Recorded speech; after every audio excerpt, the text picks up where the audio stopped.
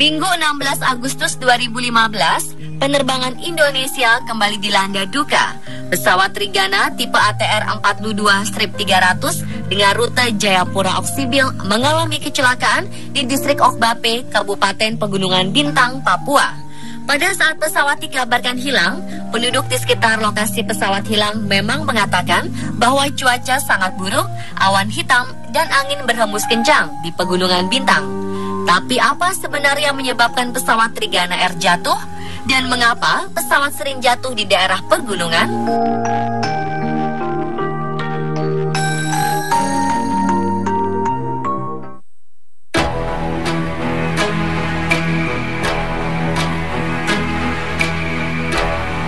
Pesawat yang membawa 54 orang ini lepas landas dari Bandara Sentani Jayapura pada pukul 14:22 waktu Indonesia Timur dan diperkirakan tiba di Oksibil pada pukul 15:04 waktu Indonesia Timur. Namun ketika pihak menara Bandara Oksibil mencoba melakukan kontak dengan pesawat pada pukul 15 waktu Indonesia Timur, tidak ada jawaban dari pilot. Pada pukul 15:30 waktu Indonesia Timur, sebuah pesawat diterbangkan menuju lokasi sekitar hilangnya kontak pesawat Trigana. Namun hingga pukul 17:25 tidak ada tanda-tanda keberadaan pesawat Trigana Air. Akhirnya pencarian pun dihentikan hingga besok hari.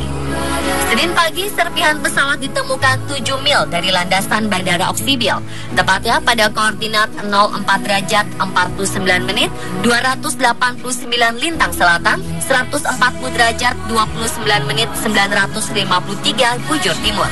Penemuan titik koordinat ini dilakukan oleh pesawat Trigana jenis Pilatus.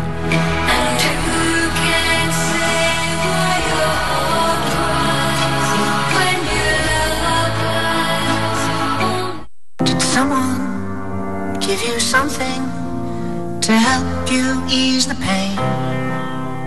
Kabupaten Pegunungan Bintang yang menjadi lokasi jatuhnya pesawat Trigana Air merupakan satu-satunya kabupaten di Pegunungan Jayawijaya yang berbatasan langsung dengan negara tetangga Papua Nugini. Wilayahnya terletak di dataran tinggi pegunungan dengan ketinggian mulai dari 400 hingga 4.000 meter dari permukaan laut. Oksibil merupakan ibu kota kabupaten ini.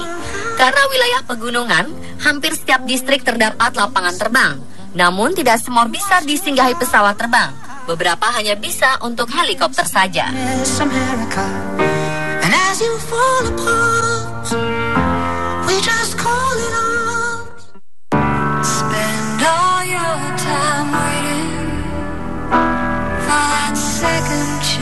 Sampai saat ini belum ada kepastian penyebab kecelakaan Trigana Air. Namun dugaan kuat mengarah pada turbulensi pesawat sehingga menabrak gunung. Turbulensi adalah perubahan kecepatan aliran udara yang terjadi secara acak dalam jangka waktu yang pendek. Dengan kata lain, arah dan kecepatan angin bisa berubah secara tiba-tiba. Saat angin kencang bertiup mengarah ke pegunungan, udara mengalir dari puncak gunung menghasilkan turbulensi dalam bentuk gelombang saat mencapai sisi lain gunung. Proses ini sama seperti gelombang laut yang memecah pada sisi karang yang terendam. Turbulensi ini tidak dapat terlihat jelas. Pilot dapat mengantisipasi gelombang gunung saat mereka terbang di atas gunung. Para pilot seharusnya sudah paham dengan potensi bahaya ini. Saat kondisi pesawat aman dari gelombang gunung, ada peringatan lain yakni gelombang awan lentikular.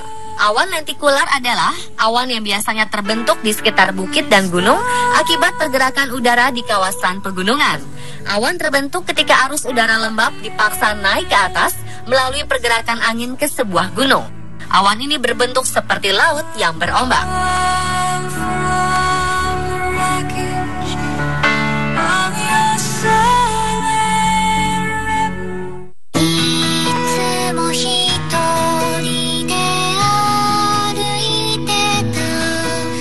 Jika pesawat mengalami turbulensi, dia bisa terbang menyimpang hingga ribuan meter.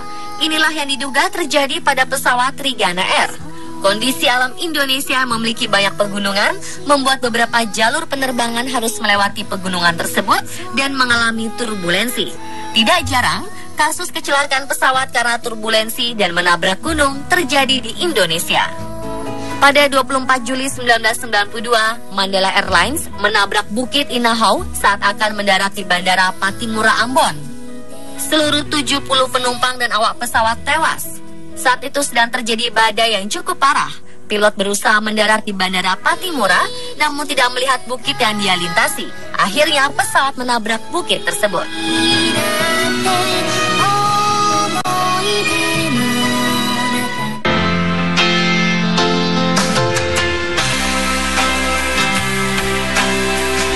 Di tahun yang sama, pada 18 Oktober, Merpati Nusantara Airlines dengan nomor penerbangan 5601 jatuh pada sisi barat Gunung Papandayan.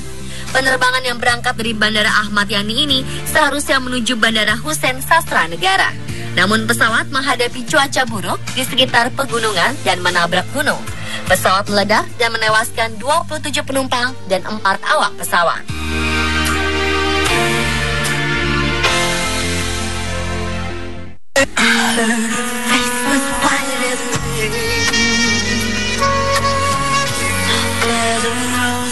Tahun 1997, kecelakaan pesawat kembali terjadi di daerah pegunungan Sumatera Utara.